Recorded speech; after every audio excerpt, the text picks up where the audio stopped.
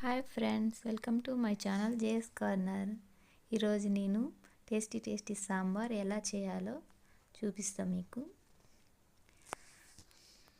ముందుగా శనగపప్పు కొంచెం కందిపప్పు రెండు మిక్స్ చేసుకొని కుక్కర్లో వేసి ఉడికించుకోవాలి ఫ్రెండ్స్. 3 విజిల్స్ వచ్చే వరకుని. శనగపప్పు కంపల్సరీ వేసుకోండి. తర్వాత మిక్సీ జార్లో కొబ్బరి,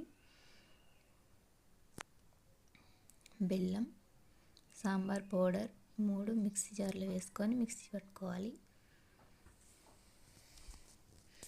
వెజిటేబుల్స్ అన్నీ కట్ చేసి పెట్టుకున్నాను ఫ్రెండ్స్. నేను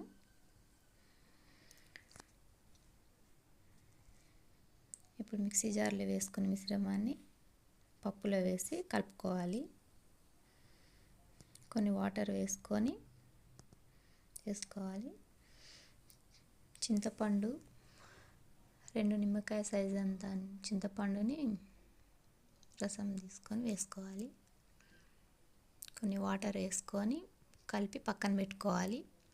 ఇప్పుడు పోపుకి అన్నీ వేసుకోవాలి. అన్నీ రెడీగా పెట్టుకున్నాం కదా.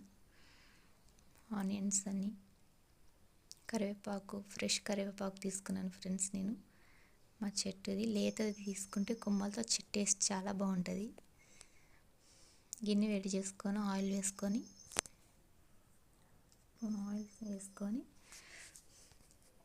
ఆయిల్ వేడయ్యాక మనం పోపుకి తీసుకున్నాం కదా, అందులో ఎండుమిర్చి తీసి పక్కన పెట్టుకోండి ఫ్రెండ్స్. ఎందుకంటే ఎండుమిర్చి ముందే వేస్తే మాడిపోతాయి. అందుకే ఇవి కొంచెం వేగినాక అప్పుడు ఎండుమిర్చి వేసుకోవాలి. ఇవి కొంచెం బ్రౌన్ కలర్ రావాలి.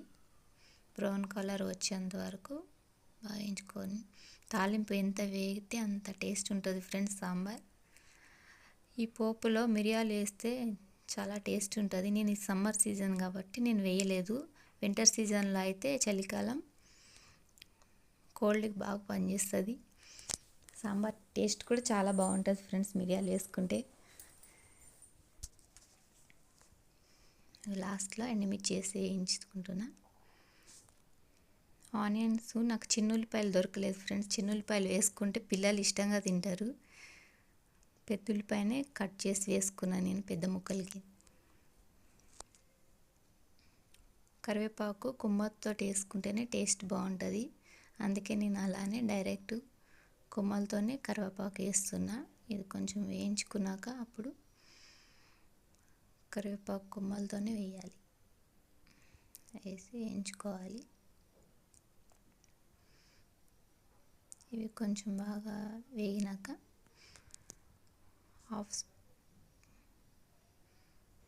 కొంచెం పచ్చివాసన పోయే వరకు వేయించుకోవాలి ఫ్రెండ్స్ ఆనియన్స్ని. అందులో కొంచెం 1/2 స్పూన్ పసుపు వేసుకోవాలి. వేగేటప్పుడే పసుపు వేస్తే స్మెల్ బాగుంటుంది.